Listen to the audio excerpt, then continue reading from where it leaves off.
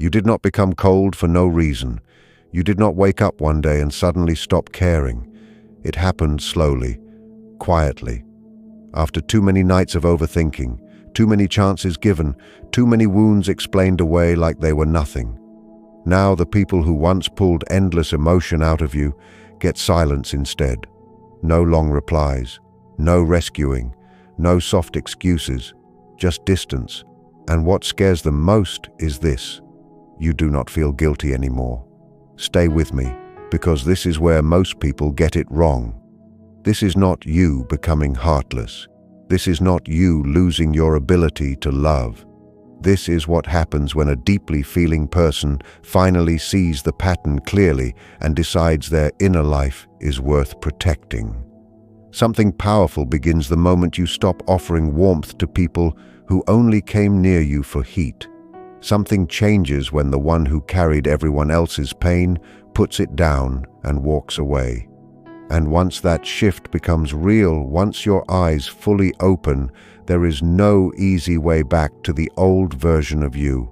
So, if you have been feeling distant, calm, almost unreadable after being hurt too many times, this is for you. Because what looks like avoidance from the outside can actually be the beginning of your strongest form. And before this is over, you may realize you are not falling apart at all. You may realize you are finally becoming whole. There was a woman once described as withdrawn, detached, and emotionally shut down. The people around her thought something had gone wrong. She stopped attending family events. She no longer answered calls the same way. She cut off old connections with almost shocking speed. Some said she was depressed. Others said she was broken. But what if she was neither? What if she was finally done serving as the emotional storage room for everyone else's chaos? For more than 30 years, she had been the soft place where everybody threw their pain. A father lost in his own damage, a mother full of rage she would never name, partners who lied, took, betrayed, then came back expecting forgiveness, friends who only reached out when they needed comfort. She absorbed it all. She made sense of it. She defended people who never defended her. She kept believing that if she loved hard enough, stayed patient enough, explained things gently enough, one day the people around her would become honest, aware, and kind. But that day never came. What came instead was a moment of brutal clarity. Not loud, not dramatic, just clean, sharp, final. She suddenly saw the full pattern without the usual fog of hope. And when that happened, she did not collapse. She became calm, unnaturally calm. The performance ended. She stopped trying to be understood by people committed to misunderstanding her. She stopped defending what she saw. She stopped softening the truth so others could stay comfortable. And the people who depended on her endless compassion called it cruel. It was not cruel. It was the first honest boundary of her life. What made the change so powerful was that it was not random. She did not become cold with everyone. She became unavailable to the people who had proven again and again that they would use her openness against her.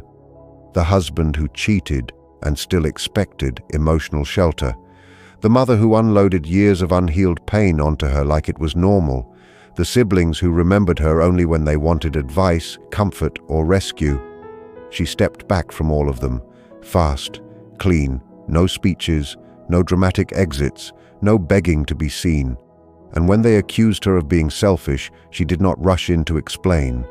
That is the part many people fail to understand about highly sensitive people. They do not always feel more than everyone else. Often, they notice more. They pick up what others miss, the false smile, the hidden resentment, the panic behind arrogance, the manipulation hidden inside concern. They read the emotional weather in a room before anyone else even knows there is a storm. That level of perception is not always a gift. Most of the time, it is a burden, because when you can sense what others refuse to face in themselves, You become the landing place for their unspoken darkness. You carry anger that is not yours, shame that was handed to you, anxiety that belongs to an entire family system. You start thinking your inner pain is your identity, when in truth much of it was placed inside you by people who could not handle it in themselves. That is why some deeply caring people spend years exhausted without knowing why. They are living with emotional weight they never chose to carry. This is where the real damage builds. Not in one giant betrayal, but in the thousands of small ones. The little dismissals. The times you named something true and got called too sensitive. The moments your gut knew exactly what was happening and you talked yourself out of trusting it. The times your boundaries were crossed, then mocked, then crossed again. People like this remember more than they show. They may forgive outwardly, stay kind, keep functioning, even keep loving, but somewhere inside, a record is being kept. Quietly, precisely, every broken promise, every emotional debt, every moment they had to abandon themselves to keep the peace. And then one day, the final piece drops. It is not always the worst thing that ever happened. Sometimes it is simply the thing that makes the full pattern impossible to deny. The last excuse fails. The image breaks. Hope can no longer outrun reality. That is the turning point. That is when the caring person stops using their empathy to protect people from the consequences of their own behavior. Something inside them dies there, but it is not their heart. It is their willingness to keep pouring into people who enjoy receiving and never intend to change. That is why the shift feels so eerie to everyone else. The person who once over-explained now says almost nothing. The person who used to absorb every mood now leaves the room. The person who once stayed open through everything now lets the door close. If this sounds familiar, keep listening, because this next part matters more than most people realize. Many people call this avoidance because they do not know what else to call a person who suddenly stops participating in their own mistreatment. But this is not fear of closeness. It is strategic distance. It is energy protection. It is the moment someone finally understands that kindness without boundaries becomes self-betrayal. The person who has reached this stage begins to develop something that looks cold from the outside but feels clean on the inside. They do not stop seeing people clearly. In fact, they see even more. They can still sense insecurity, pain, hidden motives, and unspoken fear with sharp accuracy. The difference is that they no longer feel responsible for soothing all of it. They are no longer rushing to make everyone comfortable. They have discovered a hard truth. Compassion does not require access. Understanding someone does not mean you owe them your presence. Seeing where another person's behavior comes from does not erase the damage it causes. This is where strength enters the story. The deeply feeling person learns that there is a necessary side of love that has teeth, a side that says no, a side that closes the gate, a side that can look directly at manipulation and refuse to play along. That is why manipulators often panic when this transformation happens. Their old methods stop working. Guilt does not land the same. Gaslighting loses power. Emotional chaos no longer gets absorbed and cleaned up for them. The person they counted on to bend is suddenly standing still. And if you have ever watched someone become angry simply because you stopped making things easy for them, then you already know this truth. Some people never loved your softness. They loved their access to it. One of the most unsettling things about this shift is how calm it can look. No breakdown, no grand announcement, no need to convince anyone. Just a quiet refusal, a direct sentence, a closed door, a delayed reply that turns into no reply at all. This calm is often mistaken for cruelty because people are used to your pain being visible. They are used to your tears, your explanations, your need to be fair even when no one was fair to you. But once you stop pretending not to see what is happening, your silence becomes sharper than any argument. Imagine meeting the very person who once twisted your compassion into a weapon against you. In the past, you would have felt the pull, the guilt, the history, the urge to explain, soften, heal, excuse. But now you see the tactic before it even fully forms. Now you hear the manipulation under the words. Now you notice the old trap and simply do not step into it. That kind of detachment feels terrifying to people who benefited from your confusion. They call you cold because warmth no longer works on demand. They call you changed because your old role is gone. Good. It needed to go. And here is the deeper truth. You are not becoming less human. You are becoming less available for emotional theft. There is a difference, a huge one. Keep that in mind, because this next phase is where many people misunderstand their own healing and either turn back too early or harden into something they never meant to become. The withdrawal stage is real. It is intense. And for many people, it is necessary. This is the part where you pull away, sometimes from whole groups, sometimes from an entire family system, sometimes from nearly everyone who knew the old version of you. It can look extreme from the outside, but inside, it often feels like survival. You are not just avoiding people. You are clearing your system. You are trying to figure out which emotions are actually yours after years of carrying everyone else's. That process can make you tired in a way sleep barely touches. You may want more silence, less stimulation, fewer conversations. You may find yourself resting more, speaking less, disappearing for a while. And people who benefited from your constant availability will call that depression, selfishness, attitude, or pride. Let them. Sometimes the only way to hear your own mind again is to step out of the noise completely. This stage is where old emotional residue starts rising. Grief you push down. Anger you were taught not to feel, shame that never belonged to you, memories that now look different because you finally see the pattern around them. It can be a strange season, heavy, quiet, clarifying. You begin to realize that what you once called love was often endurance. What you called loyalty was often fear of disappointing people. What you called patience was sometimes just delayed self-protection. If you are in this season now, do not rush it. This is not weakness. This is repair. This is what happens when a person who has been stretched across too many people begins pulling their energy back home. It is not pretty at first, but it is honest. And honesty is where real strength begins. Then comes the harder lesson. The point of this transformation is not to stay shut down forever. It is not to become unreachable to everyone. It is not to turn pain into permanent isolation and call that power. That is another trap. When someone has been hurt too many times, total distance can feel holy, safe, clean, untouchable. But if you stay there too long, protection slowly turns into prison. You stop bleeding, yes, but you also stop living fully. The deeper work is learning how to stay open without staying unguarded, learning how to feel deeply without absorbing everything, learning how to care without becoming a dumping ground.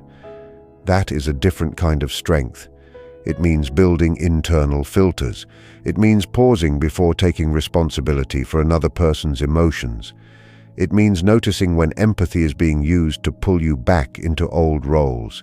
It means understanding that not everyone gets full access just because they are hurting. Some people are hurting and still dangerous. Some people are wounded and still manipulative. Some people cry and still lie. This is why discernment matters more than blind compassion. You begin to choose where your softness goes. You stop handing your heart to anyone who knows how to sound broken. You become warm with the genuine, distant with the deceptive, and neutral with the unclear until clarity comes. That balance is not easy. It takes practice. It takes self-trust. and it takes the courage to disappoint people who are counting on your lack of boundaries. But once you learn it, your life changes in a way that feels almost impossible to explain to those who only knew the overgiving version of you. And yes, when this new version of you appears, many old relationships begin to crack. Not always because you cut everyone off, but because your presence changes the room. People who were comfortable around your self-doubt become uneasy around your clarity. People who relied on your guilt suddenly lose their control. Entire systems can start falling apart once you stop being the one who carries the emotional weight for everybody else. Families may turn on you. Friend groups may split. Old partners may come back trying to restart the same cycle in a sweeter tone. They are not always reacting to your cruelty. They are reacting to the loss of the role you once played. That role held more together than you realized. You were the peacemaker, the absorber, the translator, the emotional cleaner, the one who took the hit and still offered understanding after. Once that person steps away, hidden dysfunction becomes visible fast. Chaos no longer has a container. Blame starts moving wildly. And because people hate facing the truth of broken systems, they often point at the one who stopped holding it together and say, "This is your fault." It is not. The collapse was already inside the structure. Your withdrawal only revealed it. This is one of the hardest parts of becoming stronger. You learn that some connections survive only if you keep betraying yourself. Once you stop, the connection dies. Painful, yes, but useful, because it shows you exactly what was real and what was only maintained by your overextension.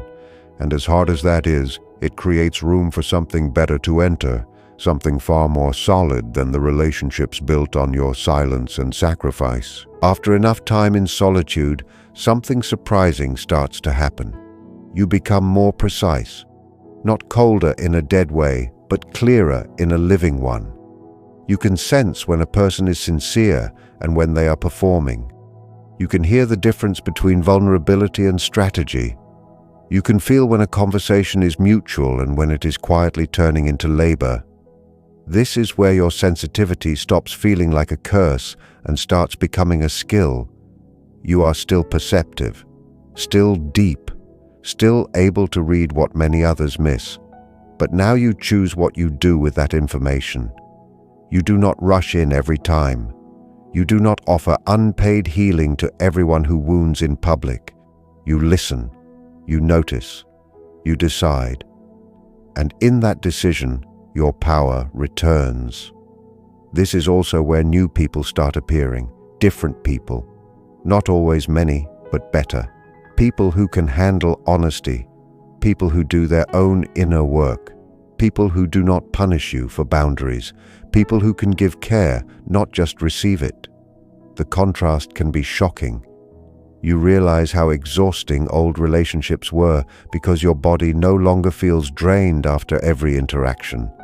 You start to understand that peace is not boring. It is just unfamiliar when chaos has been your normal. And if you have been through years of being the strong one, the wise one, the one who always understands, then hearing this may matter more than you know. Mutual care exists. Slow trust exists. Safe depth exists. Not everywhere, not with everyone, but it exists. And once you feel it, even briefly, your standards rise for good. You stop chasing intensity and start valuing truth. You stop chasing chemistry and start valuing safety. That is not settling. That is growth. Still, there is a danger here. Some people get hurt, wake up, pull back, and then make a vow they never say out loud. Never again. Never again will I be open. Never again will I let anyone close enough to wound me. Never again will I need anyone. That vow feels powerful in the moment, but if it hardens inside you, it can slowly turn wisdom into bitterness. Protection becomes identity. Distance becomes pride. Discernment becomes suspicion of everyone. And soon the person who once gave too much begins giving nothing at all, not because they are healed, but because they are terrified. That is not freedom. That is fear dressed in armor. Real strength is more demanding than that. It asks you to stay awake without shutting your heart forever. It asks you to remain soft where softness is deserved, and steel where steel is needed. It asks you to trust your own perception without turning every human flaw into proof that intimacy is impossible. This is a narrow road. Very few people walk it well.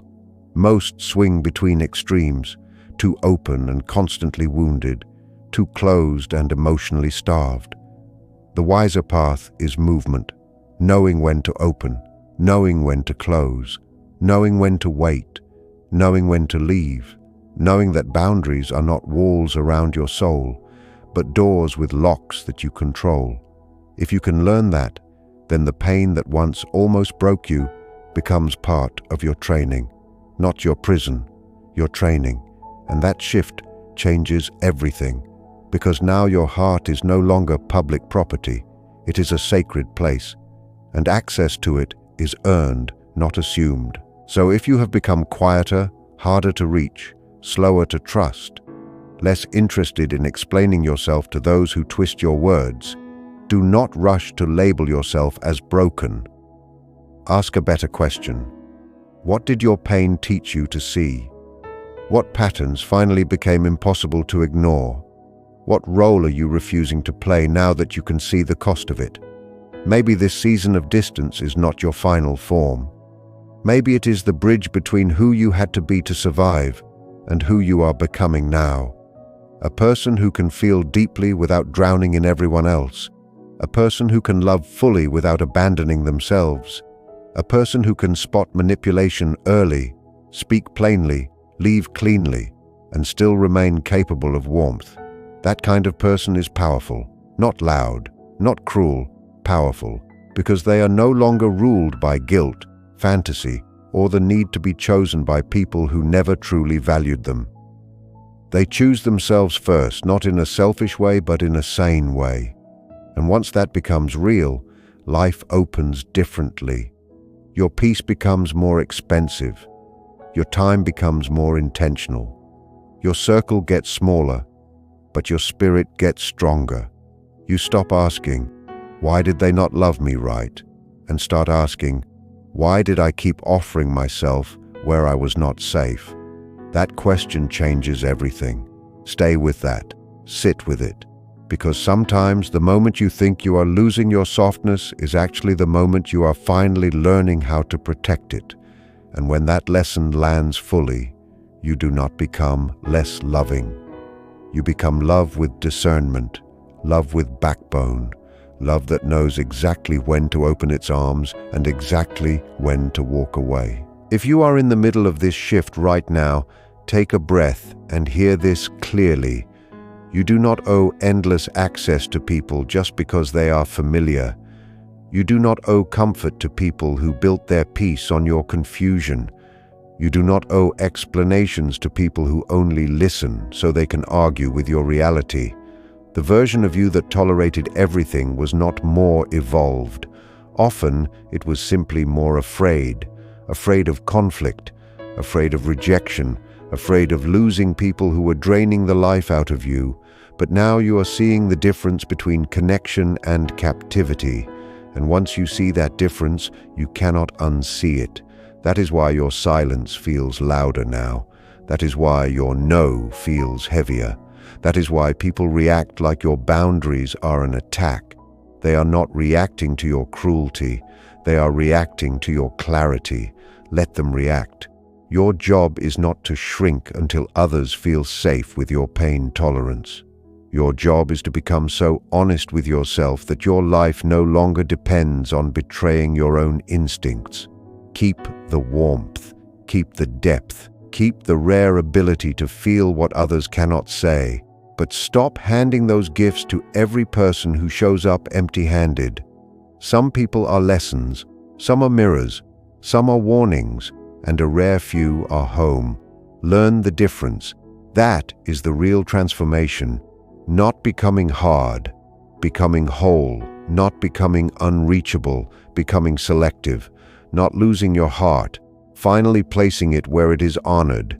And if that means some people call you distant now, let them. They only miss the version of you that forgot to protect themselves.